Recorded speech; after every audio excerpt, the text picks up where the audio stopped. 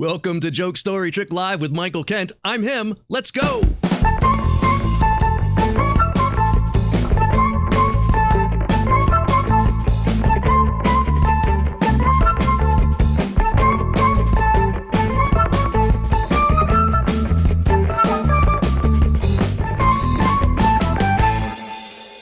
Hey, happy Tuesday night, everybody. I'm Michael Kent. Thanks for joining Joke Story Trick Live. Tonight on the show, we have Hal Sparks. Hal Sparks, that's huge. I don't know if you know this, Hal Sparks is a magician. We're going to talk about it later. It's going to be amazing. I've had a great week. For those of you that are noticing, we're back on YouTube right now. Shh, don't tell YouTube. I never got an email. I'm just back. The channel came back. We're streaming it at Michael Kent Live on YouTube. I'm keeping the other channel up for just a little bit, just in case. But so tonight you're watching on Facebook, Twitch, and also of course YouTube at Michael Kent Live YouTube, which is great. We got a lot of new folks watching.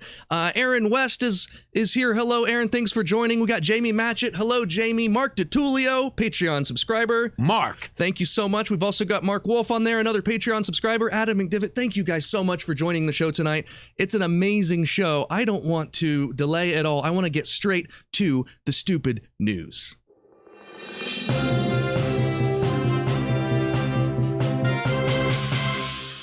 In the stupid news, this is crazy.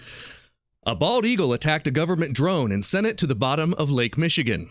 After the event, Donald Trump took to Twitter to denounce the eagle, saying the government attacking eagle is most likely linked to Antifa. Seth Rogen told British Columbia's young people to smoke weed and watch movies instead of partying.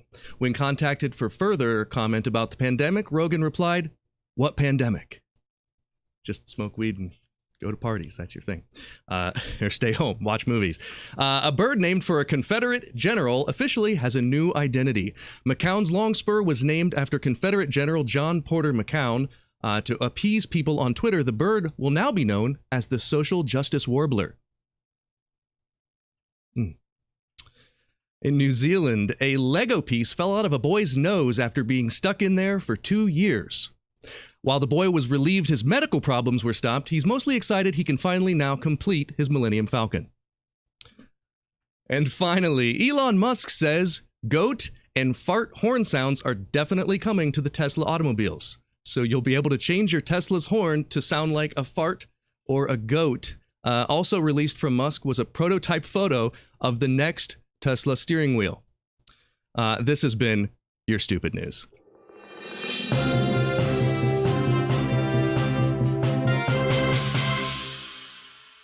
Oh my gosh, so many good friends coming in, new folks on the chat. Hello, Cosmic Rose.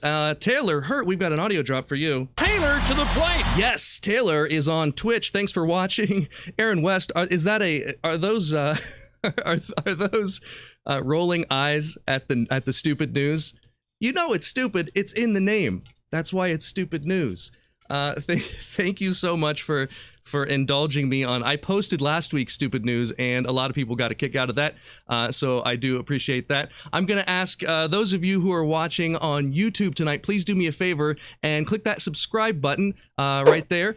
Click, it's right down here in the corner. Boom, when you click it, click the bell too. That'll let everyone know when I have a new video so you won't miss one. Also, if you're watching on Facebook or Twitch, please do the same and follow me. Every set of eyes helps, and I greatly appreciate it. Friends, it is time for a joke.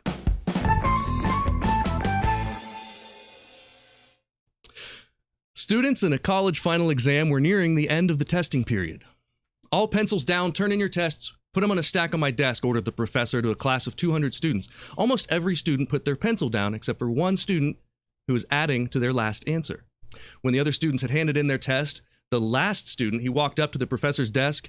"You failed," exclaimed the teacher. "You didn't put down your pencil in time, and you failed the test." Suddenly, the late student became indignant. "Do you know who I am? Do you know who I am? Frankly, I do not, nor do I care," the professor countered. So the late student stuck his test into the middle of the stack of papers and walked out of the room. It's a horrible. That one was dumb. Let's go on to some guest jokes. Here's a guest joke from Patreon subscriber Mark DiTullio. Mark. Yes, the audience was different. Okay, so there was a magician on a cruise ship. Let me go back to the beginning of that. The audience was different every night. But he did the same tricks over and over because it didn't matter because the audience was always different. The problem was the captain's parrot was on the ship and saw all the shows and began to understand how the magician did every trick. He started shouting in the middle of the show, "Look, it's the same hat. Look, he's hiding the flowers under the table. Hey, why are all the cards the ace of spades?" The magician was furious, but as it was the captain's parrot, he couldn't do anything. The one day, the ship sank, and the magician found himself floating on a piece of wood with the parrot. They glared at each other. This is a horrible joke, Mark. They glared at each other but said nothing. Finally, after a week, the parrot said, "Okay, I give up. Where's the boat?" Boo! Boo! Mark, that joke, man, keep going at him. I think I've heard that one before. This one's from Adam McDivitt, who I believe is watching. Why is Spider-Man so good at comebacks? Because with great power comes great responsibility. Boo this man! Come on. Come on. Look at the chat. Magic of Conrad and Taylor liked that one. Oh my gosh. That one was bad. We've got more. This one's from Nina. Nina Close says, "Why can't a leopard play hide and seek? Because he's always spotted." That's so funny. Last time I heard that, I laughed so hard I fell off my dinosaur. All right. From Taylor Hurt watching on Twitch. Taylor to the plate! Did you know Captain Kirk has 3 ears? A left ear, a right ear, and a final front ear. I'll give you Stewie for that one. Oh gosh, that's funny. That's really funny. Aaron West says, "Where's the unsubscribe button?" Oh, come on, Aaron. We haven't even gotten Hal on the show. He's coming up soon, I promise. This is finally from Christian Smith. Why don't pirates shower before they walk the plank? Because they'll just wash up on shore later. Wash up on shore later. Oh my gosh. All horrible jokes. But listen, I want your jokes on the show. So next week, I want to read your jokes. You can send them in. So send your jokes to, it's really easy. All you do is you go to Michael Kent Live. Let me put that back up again. It's michaelkentlive.com/jokes. And I promise I won't spam you or anything like that. You'll just send me a joke and I'll read it on the show. It doesn't have to be your joke and it doesn't have to be good because they rarely are. Some of the folks like Mitch here, Mitch watches every week. Money making Mitch. And he knows how bad they are. But does Spock approve? Random carrot awarded. I've been looking for that carrot, the carrot that I've been looking for forever. Okay. Oh my gosh. Thanks everyone for joining the show. This is now time for a joke book. I have collect joke books. I have a shelf of joke books over here, and I never know what I'm going to use. So let's find out what book we're going to read.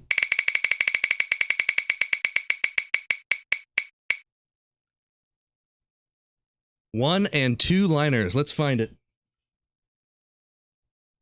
Okay, this is the book. Now, this is for speakers. This is an old book, 5,000 one and two liners for every occasion. Now, this is a horrible book. It is not good, and that's why this works. So we've got Rob Einhorn watching tonight. Rob, why don't you go ahead and give me a page number to read? There are 256 pages in this book. Rob, you're going to choose one of them, and I'm going to read whatever, just a joke from that page. So go ahead and go for it, Rob, between 1 and 256, and I'm just going to find a joke on there. Is that the Donald Trump biography, 5,001 and two liners? No, because these are complete sentences in this book. Taylor Hurt disagrees. She likes this part of the show. I do too, but it's not very reliable. It's the thing. This isn't consistent because these books are horrible. And they're, okay, 222, Rob says. 222. Let's find it. 222. Oh, all the way near the back. Okay, so the way that this book works is it's organized into subjects, because back in the day, the idea was that you might go to a social event and you might not know exactly like what to say because people are awkward, And then, so what happens is I guess you hide this in your jacket. And so this is, summer. Okay, so we're going to read from the summer page, and I'll read a few of these because these are actual one-liners. Summer is the time when children slam doors they left open all winter. Summer is the time when it is too hot to do the jobs it was too cold to do all winter. Summer is the time my neighbor returns the bottle of cough medicine I loaned him and borrows my suntan lotion. Summer is the time people come back from their vacation to rest up on their jobs, right? Summer is the time the days get longer and the underwear shorter. What the hell does that mean? Do you wear different underwear in the winter? I wear the same types of underwear throughout the whole year. Enough about my underwear. Summer is the time there's not too much on radio, TV, or the girls on the beach. Summer is the time they close all the roads and open the detours. Summer is the time you don't want to do all the things you've been wanting to do all winter. This is just the different versions of the same joke. Last one. Summer is the time you ride bumper to bumper to get to the beach where you sit all day anyway. Joke books. The reason that's fun is because I have no idea what those are going to be, and I have to watch that very carefully. Absurdity is right. Hello, Aaron Rest says, hi, Jill Carter. Hi, everyone. Corinne is here. Taylor's here. Robert Reynolds. Hal is a fan of summer, says Robert. So Hal is waiting. We're going to get to him in a minute. We've done jokes. Now, the next part of the show is a story, and I've got a story for you.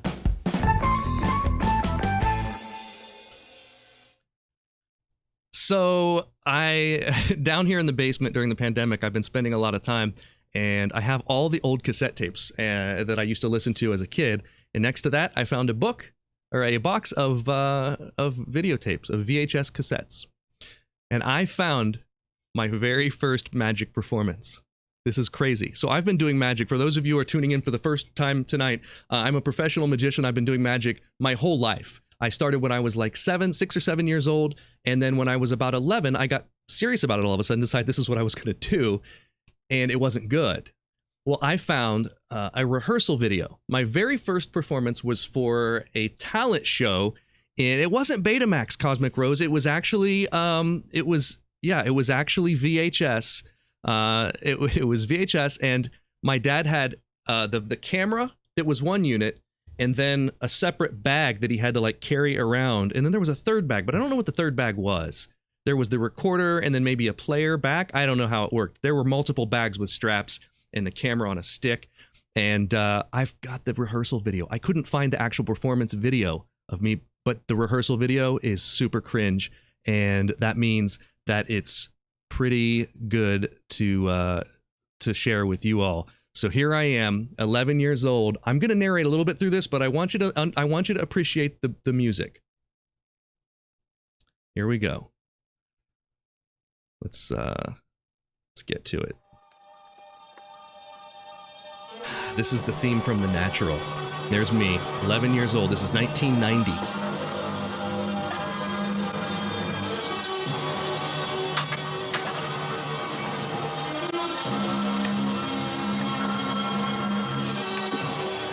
Nothing like using a black scarf in front of a black vest, standing in front of a black backdrop. That is theater. That is showmanship right there. I still have this prop. Thanks for the subscription, Seth. I appreciate it.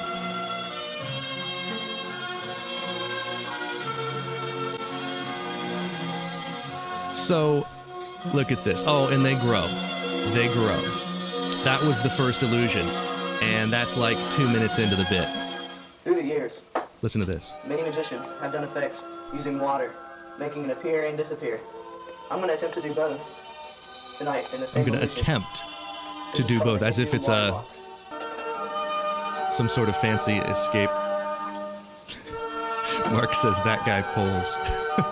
Thanks for the censorship. This entire bit, all of the songs are from the Natural soundtrack. I must have really liked it, even this jazzy number.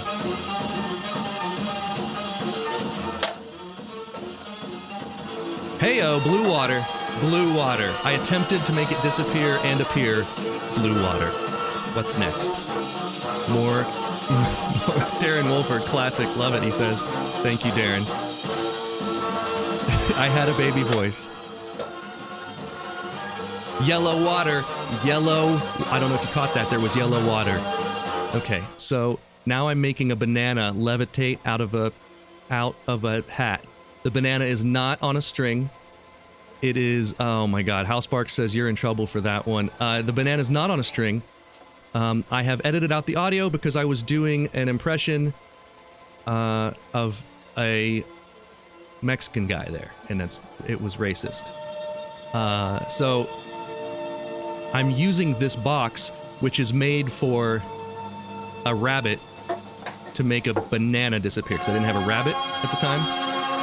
Look at that dramatic fashion. The banana is gone.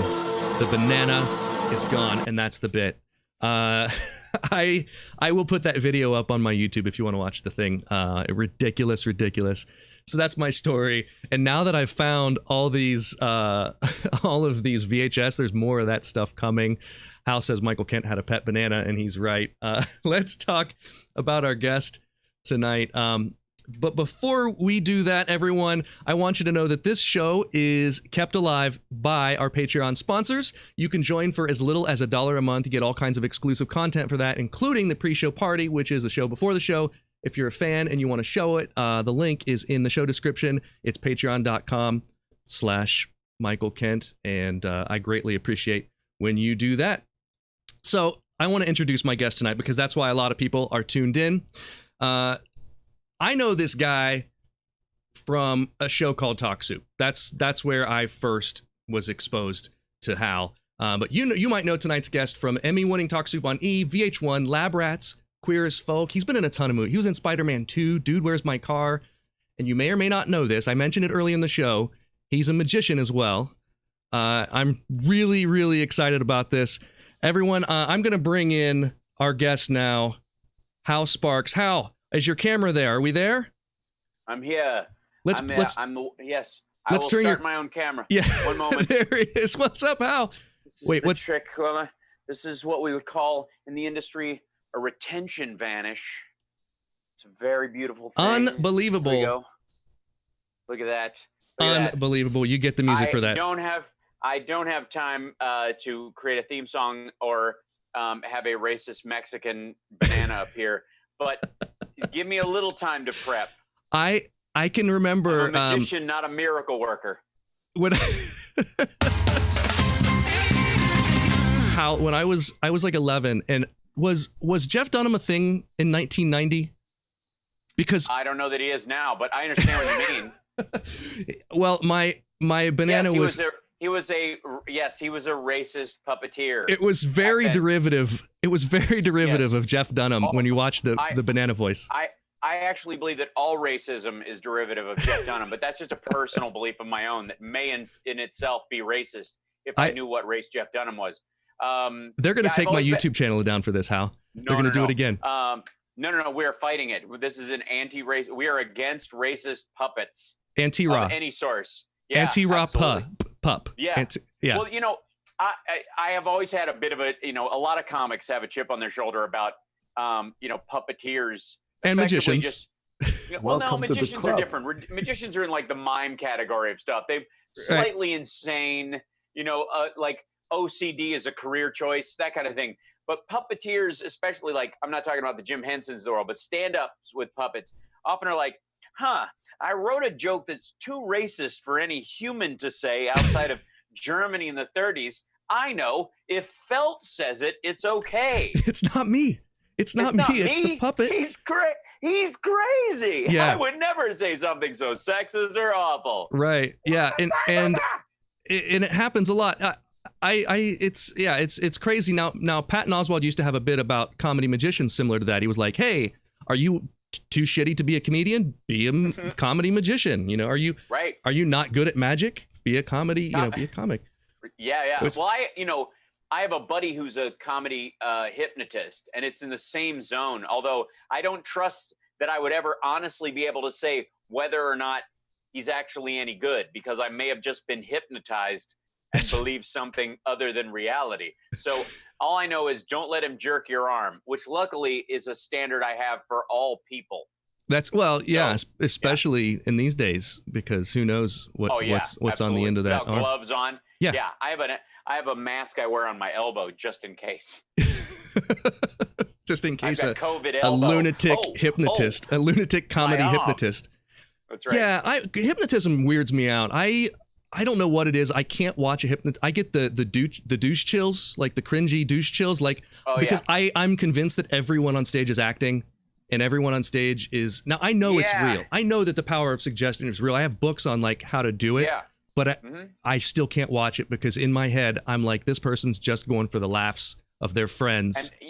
And they're just and it's just giving them an opportunity to do what they would already do. Now that's partly how it works in the first place, is that you can't hypnotize people into doing stuff they won't do naturally, which is the defense where like MK Ultra couldn't turn people into assassins. It doesn't even work that way. You're like, well, if they're already okay with killing people, it's just a matter of making them think it was someone else. It doesn't take much. Facebook turned us all into assholes. So it doesn't take a lot. If the intentions are there, you just need that one little bit of permission to do it. That's right. It's just a slight. We're all on the edge of being tipped into the zone of being a-holes at any given time.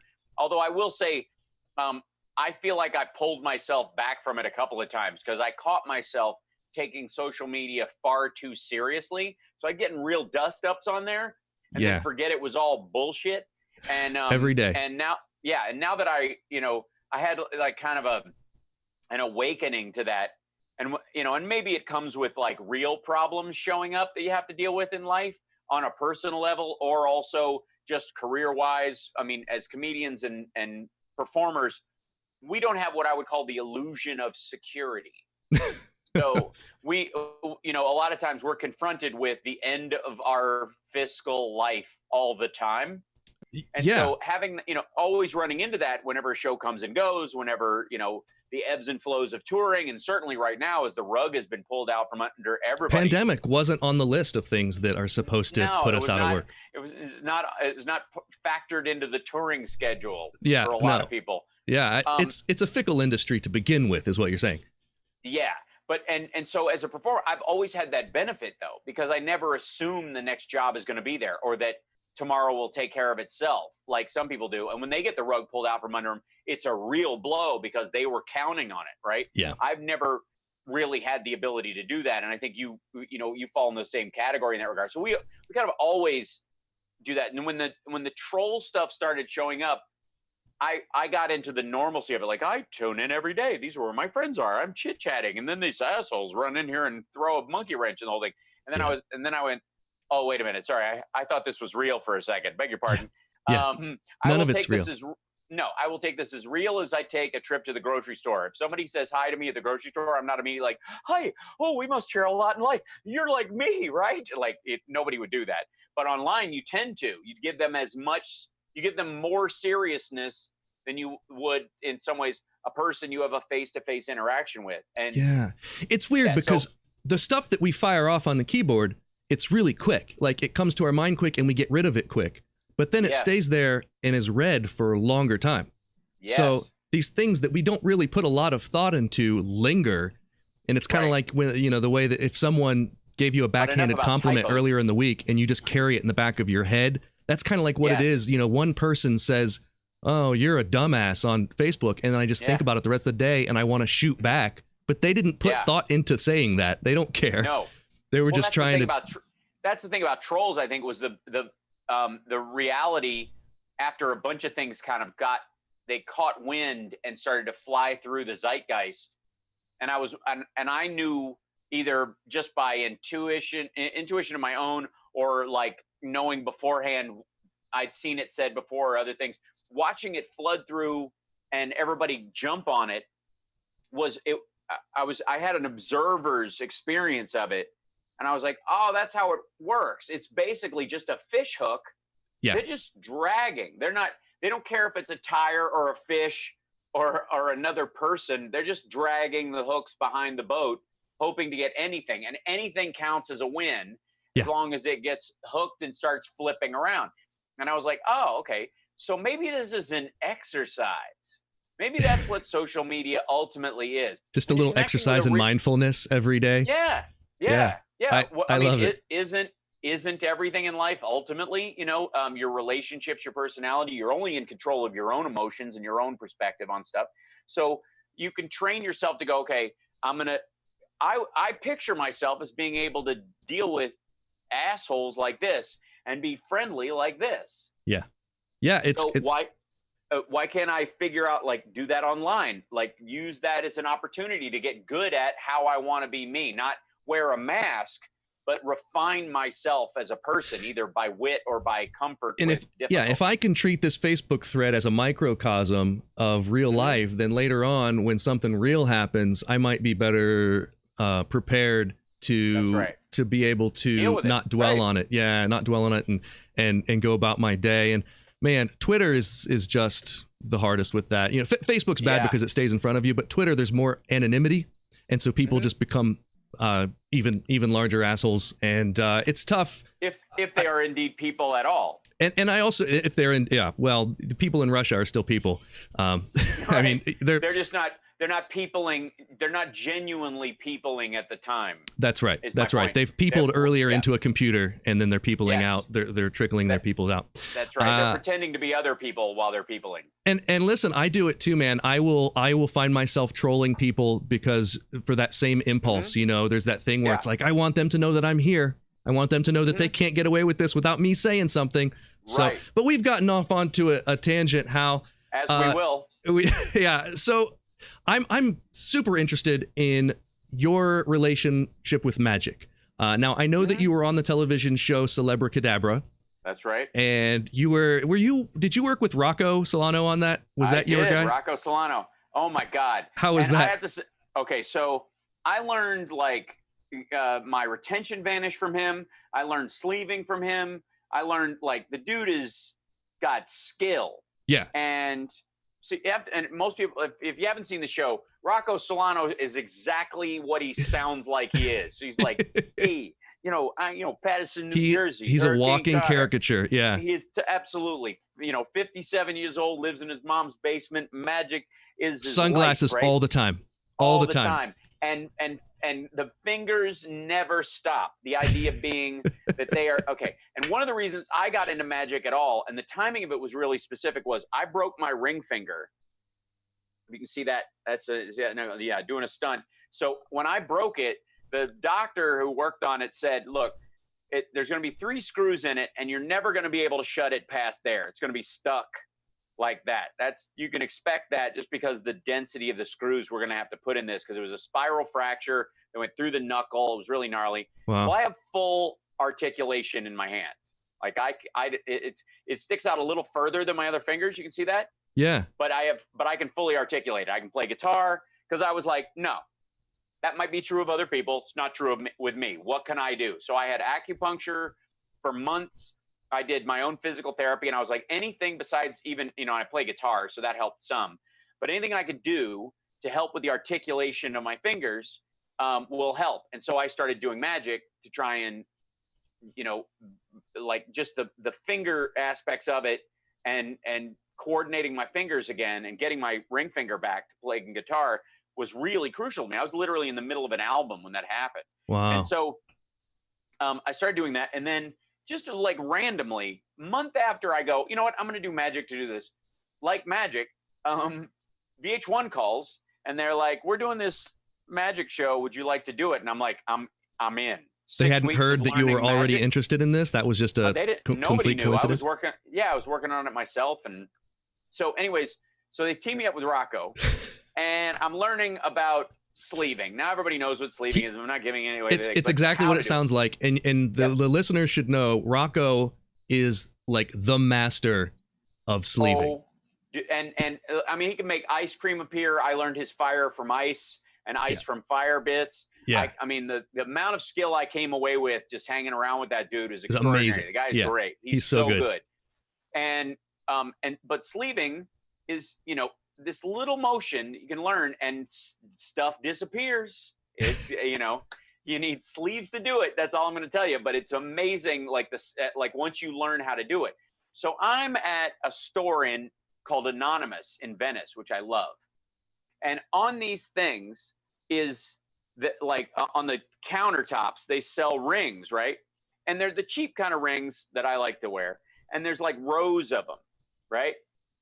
And I realized that I was getting so good at sleeving that I could reach over one and sleeve the one below it, picking up one. These are in those giant, like the foam with the slots in it. Yeah. And there's just like rows of the. I could make multiple ones disappear. The one below the one I grabbed, hold this one up, show it, and make, you know, and unless somebody knew exactly how many had been there and were staring, they would not have seen it. And I did it, and then I put it back, you know, because I'm not a thief. I was just about to ask if you're just are you confessing to a crime on my I was like, my live stream? I was like, I became abundantly aware that like anybody who learns how to do this is a potential danger, you know, in this situation. So I go to Rocco and I go, Rocco, I was an anonymous and I'm doing this, you know, and I was like, I could reach across and I could do it. And it was smooth as silk. And I was so proud of myself, but I put it back and he goes, no, what you do is, and I was like, oh God, here we go. What you do is you get the Zales catalog and you get their line of rings that's coming out. And you go to a friend, you get 20 duplicates made of the, you know, of the ring that they're selling for just the season. You go over there, you ask for it, you say, no, you hand it over to this hand, you hand it back, go, no, thank you. You sleeve the real one, hand him the dummy, walk out the door. He goes, you can do that once in every state. And I was like, holy shit. Sean in the comments, he says. And then I realized how many rings he had on. Sean says, magicians who shoplift, film at 11. Like a young Sean Connery. Oh, that's hilarious. That's right. But it's a skill that like once you learn how to like do some of this stuff, you're like, whoa, how is it that, you know, a bunch of people like, I mean, you feel like it's more like Oliver Twist than a magic show. You know, you're almost learning how to pickpocket, and the industry around it is very similar. Yeah, and it's really interesting to learn from some of the guys who do sort of skirt that line, like some of the buskers and street performers, where they see people who use these same skills for deceit and you know, and I don't get to really hang out. I don't really hang out with that crowd, but I know people who do, and hearing the stories is it's insane. You end up a little light, if you know what I mean. You hang out with them too long. Yeah. You know, it's a fascinating, you know, part of that world that you don't even think about until such time as you're, you know, all of a sudden, you know, you're in it because of a show like this, or, you know, like that I did or whatever. It's extraordinary. It's crazy. Now, I was doing a showcase for casinos where you get like booked to perform in casinos, and Rocco was there performing as well. Yeah. And Rocco, first of all, he can throw cards like really far. Yeah. And he was doing that with his business cards throughout the casino floor, just throwing them in the air, and whoever caught him, you know, and that's how he was getting the word out. But I had a showcase where I performed for 20 minutes for a group of 50 people that are sitting in the middle of a trade show floor. And Rocco is sitting in the front row, which is intimidating because I had just met the guy like that day, and I knew of him. And in the middle of I have like a dramatic monologue, and in the middle of it, he stands up, he walks to the front of the stage, and I had a stack of DVDs there, like promo. And he grabs one in the middle of my monologue and unwraps it, opens it, and is just sitting there reading while I'm delivering the monologue. Yeah. Closes it, puts it back, and sits back down. And I was like, Rocco can do that. That's just, and it's him just being 100% authentic. He is. I mean, he's got gaps in his personality that he filled with magic, and a lot of guys do that. Oh, that's why everyone gets into magic. Yours was a gap in your finger. Mine was a gap in my social life, and That's right. Yeah, well, it's like lead guitar players and quite frankly, and magicians have a lot in common. People who can isolate and practice in an attempt to gain ground with other people, and it actually is it's a functional solution. It is. But one of the other funny things, we go, so we're doing, we have to go do this show together and all these things. So they take us to these magic shows with our host. We went to the Magic Castle and we went to this Vegas show and yada, yada. And Rocco and his assistant are talking shit about this one magician we're going to see left and right. Guy's garbage, technique is terrible, and everybody knows it. And it, by the way, true. Every word they're saying is true. It's not good. And you know, one of these big performers and his prestidigitation is for shit. That's your baseline. You know, that's what the quality of magician is built on. That everyone else is just like pulling. It's like you might as well work at a car showroom pulling rags off of cars. It means nothing. So he's loudly talking shit about this guy during the show. All while we're in line waiting to go into the showroom and watch the thing or whatever. Just blah blah blah. And the guy in this show does this. It's this little knot story like thing that a lot of people do. It's a recurring stand-up bit with a tied up knot that vanishes. The knot comes out. Yeah, it's so dumb. And it's of this guy's act, it is not only the worst part of it, but it's the most predictable, shitty element to the whole thing. And Rocco's, I look over and the guy's telling like this story about, my dad was part of magic for me. And when my dad passed away, magic kind of disappeared for me for a little while. And I look over at Rocco's, tears streaming down his face. And by the way, I don't even think the guy's dad was really dead. I would call bullshit on every aspect of it. It was one of the worst acting jobs I've ever seen. But Rocco bought in. But he was talking shit the whole line. And then he goes in that comes from a love of magic. That comes from a love of magic. That's where exactly he was able to pull from to identify with the performance. Yes, and in Rocco's defense, it was probably truer for Rocco than it was for that guy, and that's why it sparked that in him. But I will say, if you ever get a chance to buy a pair of D-lights, which is Rocco's trick that he's most known for, the little thumb lights that appear and disappear that you can get in Vegas. They have stores. There's 2 or 3 things of them around here that sell them. Every audience in Las Vegas, there's little kids doing them. They're fantastic. Get them. They're awesome. Yeah. So, I probably have video of me performing with D-lights when I was 11 as well. So we've talked about some awesome stuff, but I brought you on the show to tell a story. That's the theme of the show is joke, story, trick. We've already got a trick from you with the retention vanish. Let's do a story, Hal. I'm going to full screen you so we can get right into it, my friend. I kind of feel like I told a story with the whole Rocco thing with theft and it counts. It was a full-on reality in that. Now, I will say, let's see. So I did that show, and there are a lot of moments in your life where you get to meet a hero of yours. And so I'm on Talk Soup, and I've just broken through.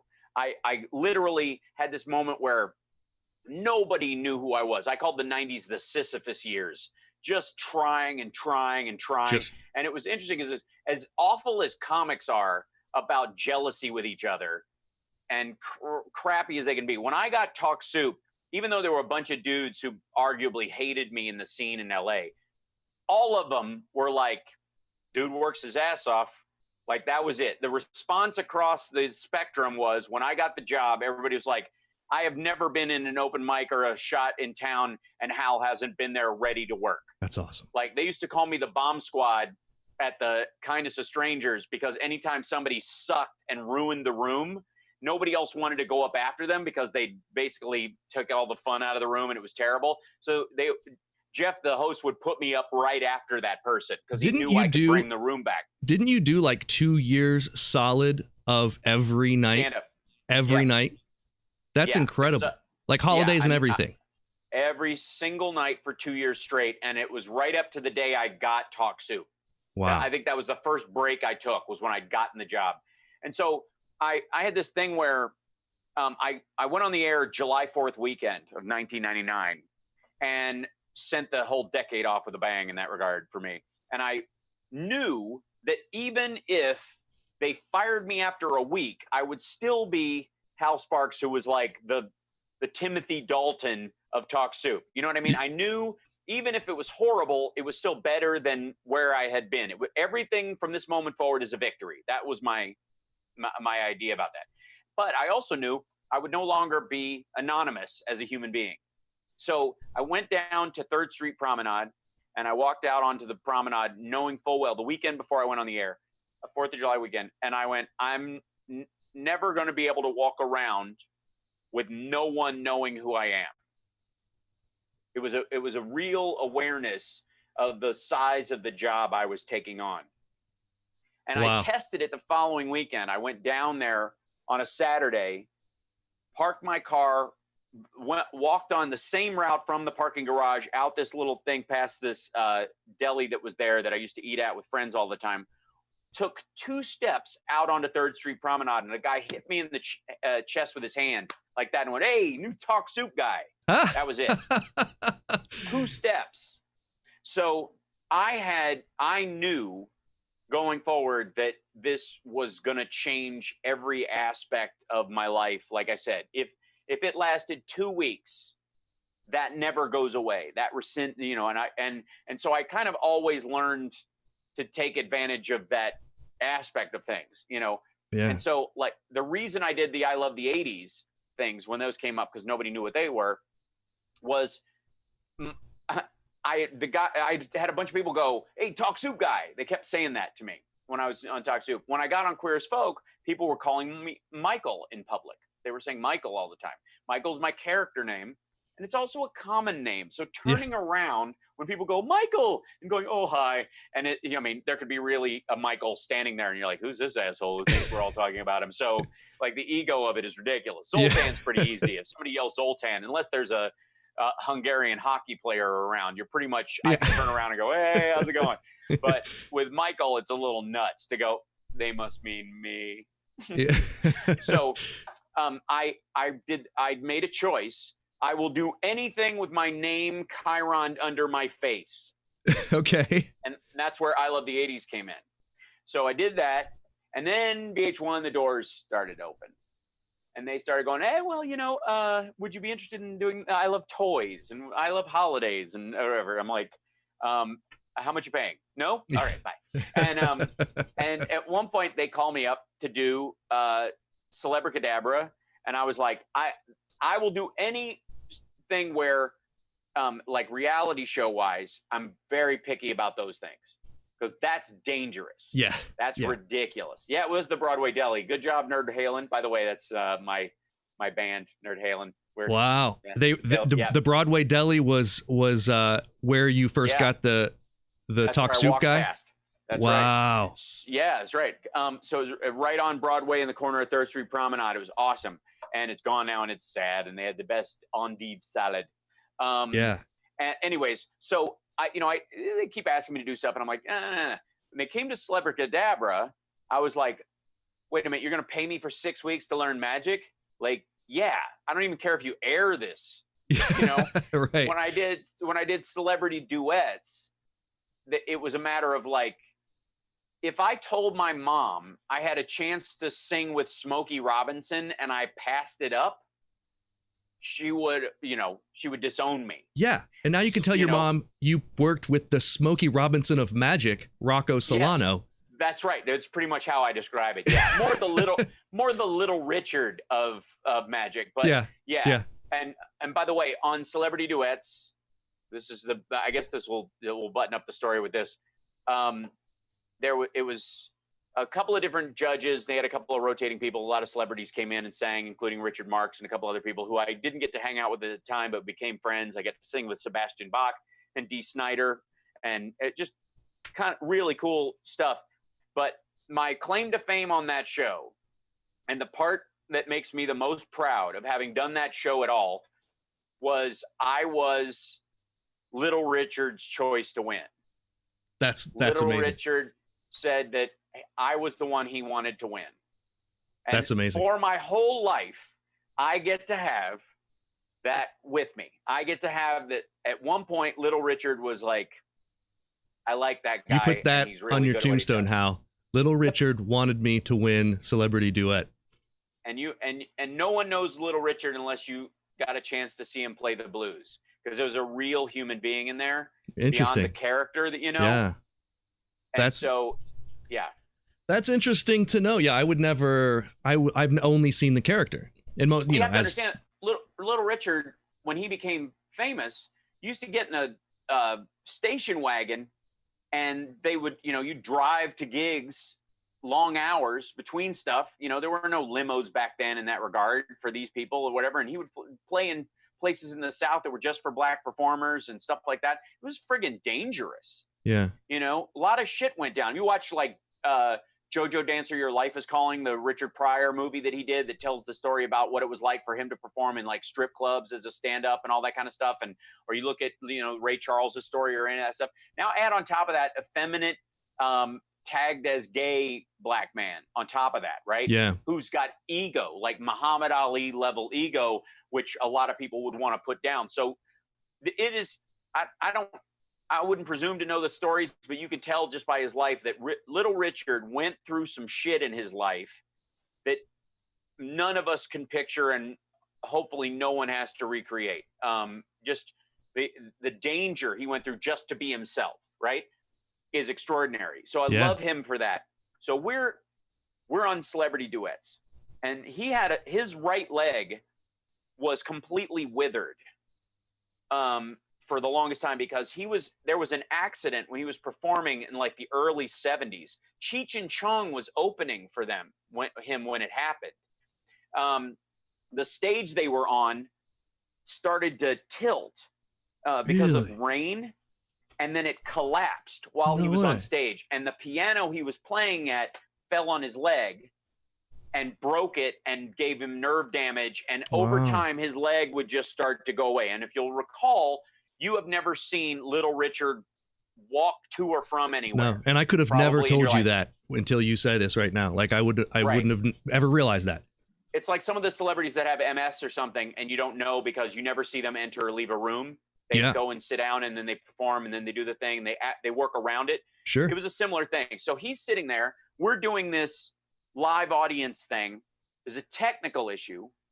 He's playing music. He's going to play a song. We're all singing with him for this thing.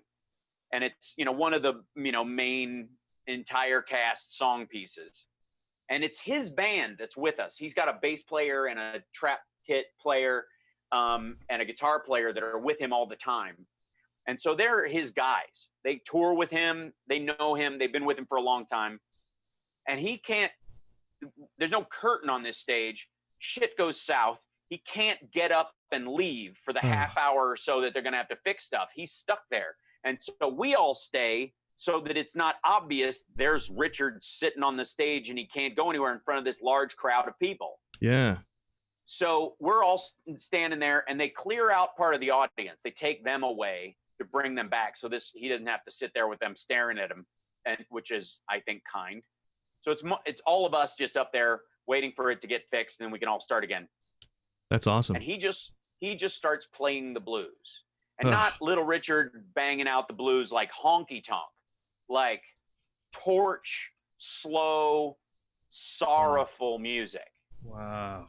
Which is just, he's an amazing piano player anyways, but you often forget, it's like forgetting that Gene Simmons is a real bass player. Like he can play in versions of other songs and stuff. And you're like, oh, right. You've been touring for 50 years. Jesus. Of course you can. But I think this.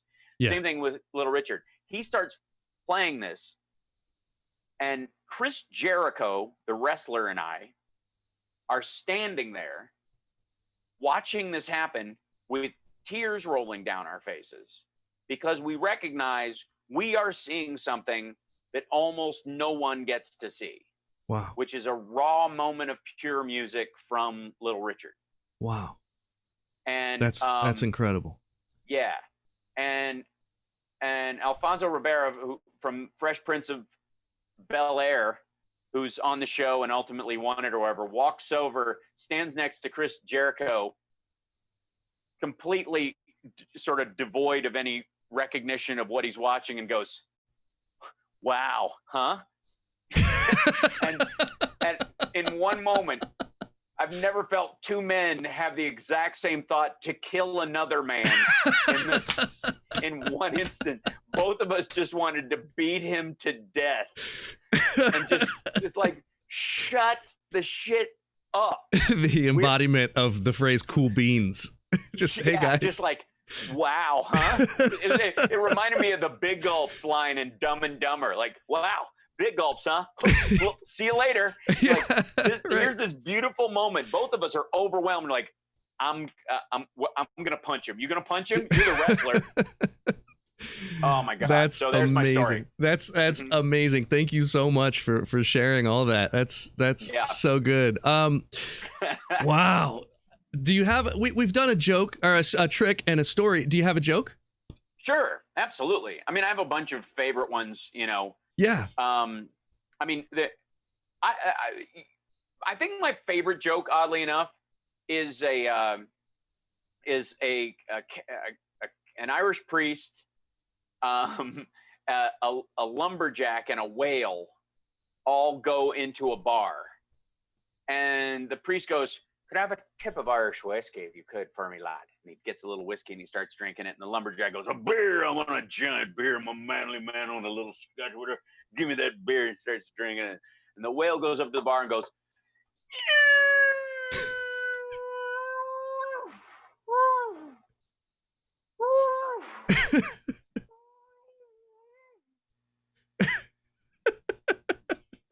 That's the joke. I love that joke. It's totally dumb. I love but jokes I love it. like that. The anti-joke jokes are the best.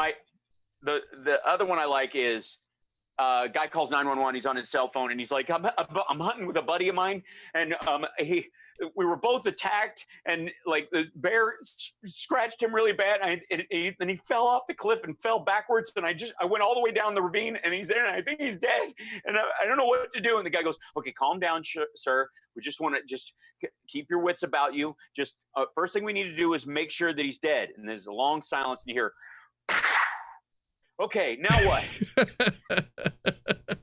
Hal Sparks, you've hit the trifecta. Jokes, stories, and tricks. My gosh, Hal, it has been so awesome to have you on the show tonight. Before you go, we have one last segment. It's called What the Shit Is This? Okay. What the shit is this? Okay, right. Now this is a high school production that has been going around the social medias in the last week or two. This is In the Heights, performed by an almost all-white high school.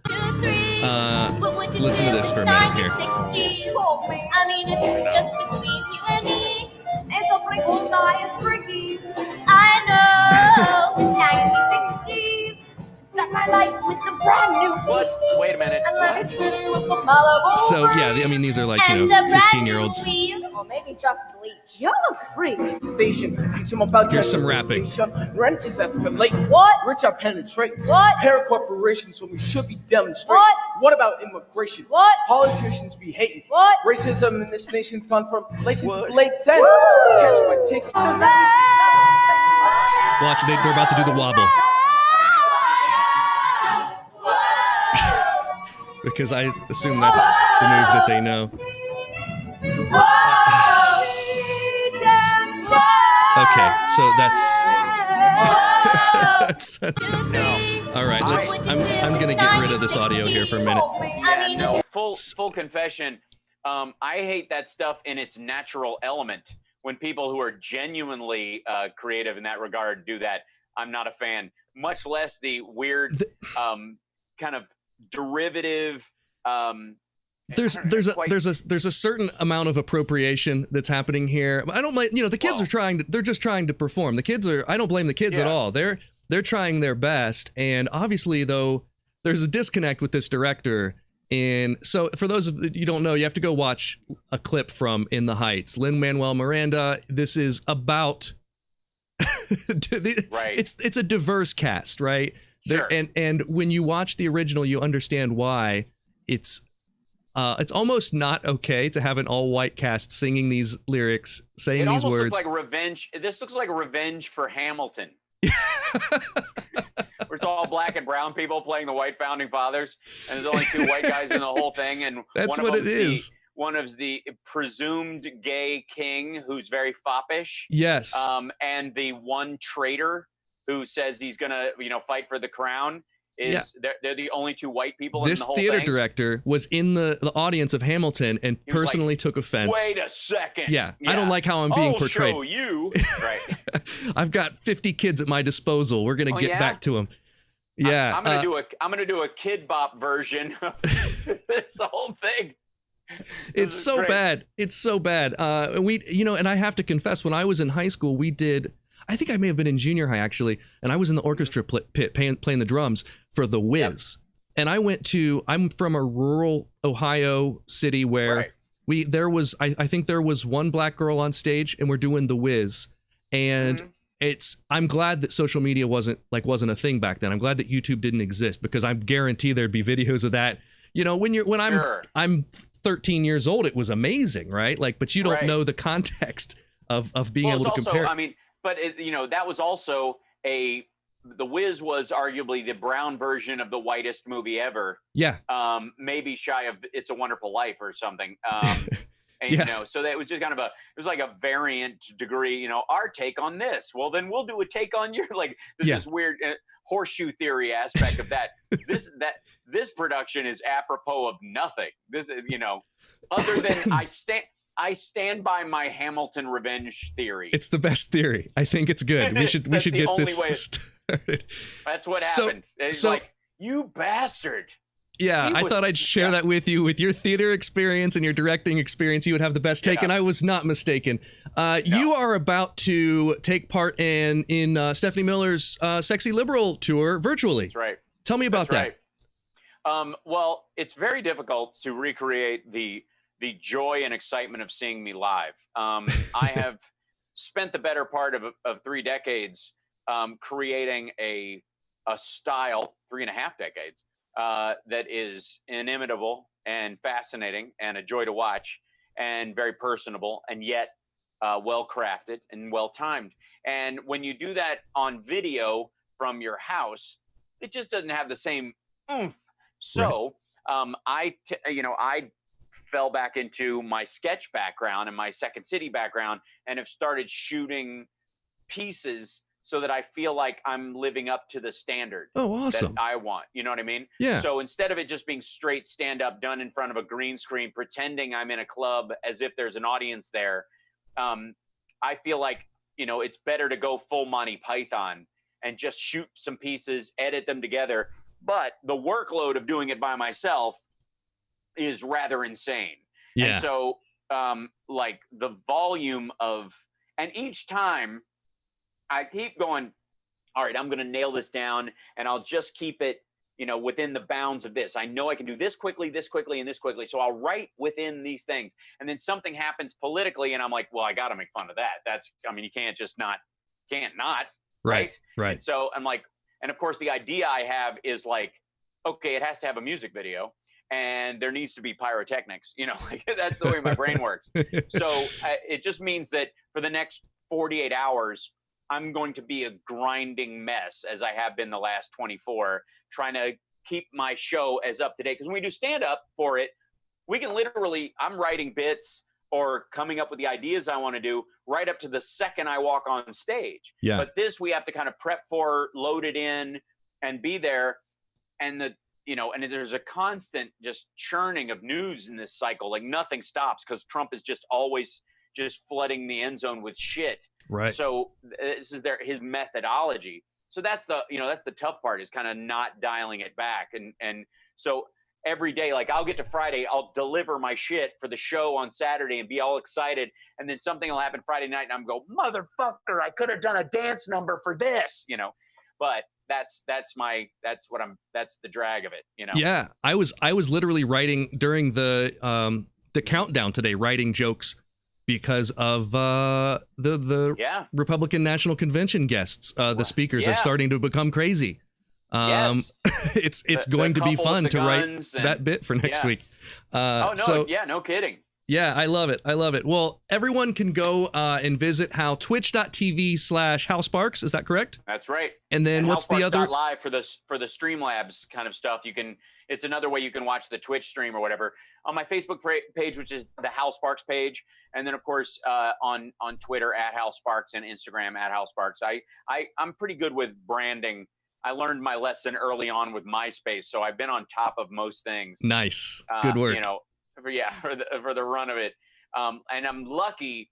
Twitch was the big win because that one I sat on for a long time before I actually thought it would turn into something. Yeah. And so being able to have twitch.tv/Hal Sparks is like, okay, phew. Yeah, it's awesome.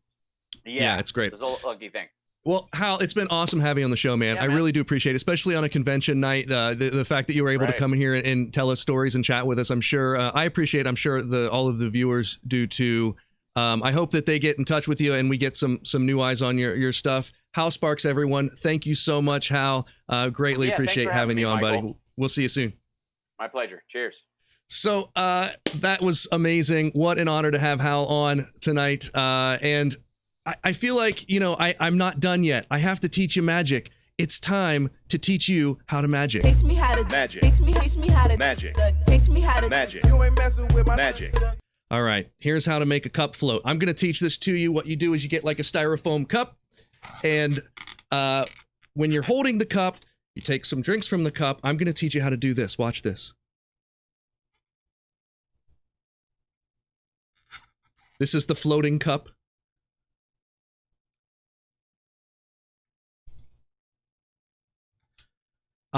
Many of you have seen this before. If you haven't seen, it's super easy. All you do, and this is why I choose a styrofoam cup for this, is, you just put a hole in the side of that cup. And you can do this this is a fresh cup. You can do it right in front of people without making too much noise, or you just cough while you're doing it. If you just stick your thumb with most cups, it's going to just collapse the whole side in. So you put 2 fingers on the inside and you use your thumbnail on this side. Let's get this good view of this again. And you just sort of do that. Boom. And then here's the important part of this. You're going to let go with both hands at the same time. Your hands are going to mirror each other. Hold the cup flat. Your hands mirror each other. The thumb stays behind. And you never do this, right? Your hands are equidistant from one another. Ooh, big words. And a little bit of acting. And we have a question from Cameron Zvara. Here's where Cameron goes berserk. Here's where Cameron goes berserk. Can I do this with a water bottle? Here's the best part. Watch this. You can do it with a water bottle. I just figured this out recently. Doesn't that look amazing? If you've got a water bottle that's got a paper label like this, look at this. Hal Sparks says, I do this with my cup I wear to the gym. It's already got holes in it, so it's perfect. You just have to have, you either have to sharpen your thumbnails or just have very small fingers. But you can do it with a water bottle, and it's great because it's off the cuff. These are everywhere, right? So you take a sip and and unlike this holds liquid. So there, ladies and gentlemen, I've just taught you how to magic. Taste me how to magic. Taste me how to magic. Taste me how to magic. You ain't messing with my magic. Hal Sparks says, I need a bigger hole.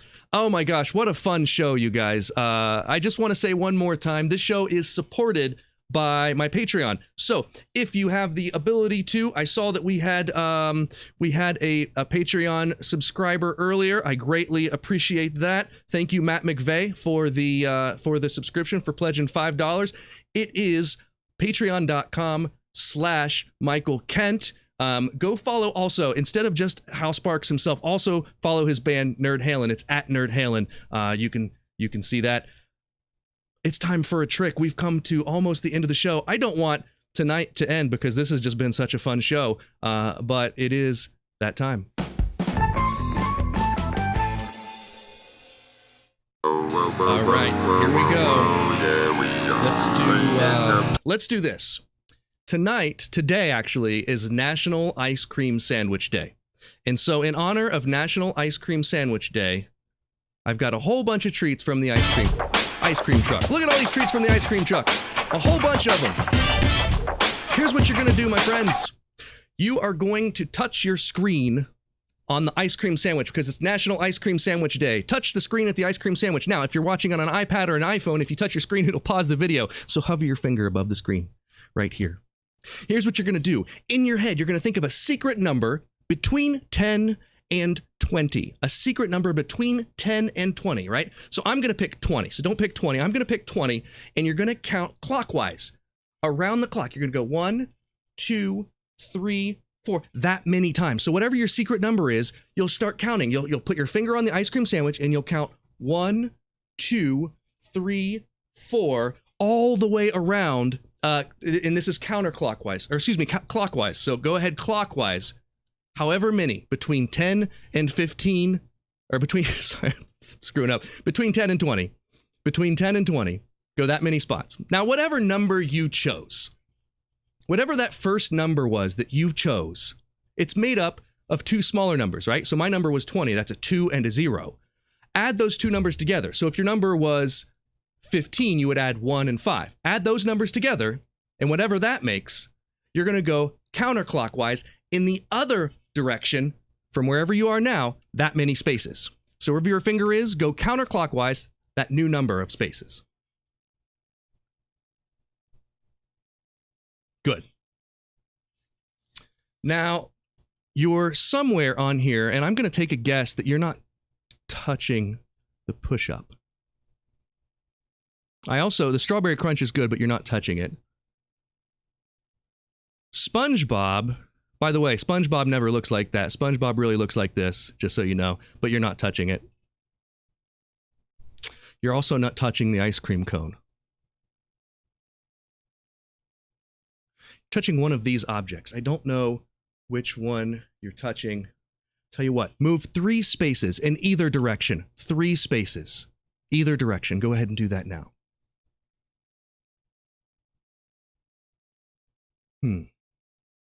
Your finger's not on the snow cone. It's not on the ice cream sandwich, even though it is ice cream sandwich. No drumstick. You're not on the Crunch Bar. You're either on the USA Popsicle or the Choco Taco. I think you're on the Choco Taco. And that, my friends, is crazy. Choco Taco. It's ridiculous. Oh my gosh. Everyone, please tune in next week for Navy SEAL Kristen Beck. Have a good night. We'll see you next time.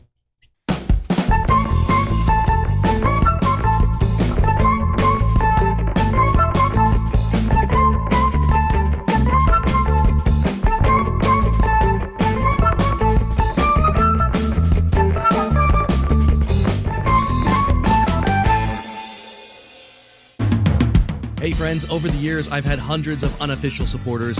Now, you can make it official. Join my Patreon, 4 different levels, tons of exclusive benefits, access, behind the scenes, backstage video, access to shows that you normally wouldn't get to see, producer support, credits, shout outs, VIP events, everything you can think of. And you can join for as little as $1 a month. So thank you in advance for your support. I love all of you.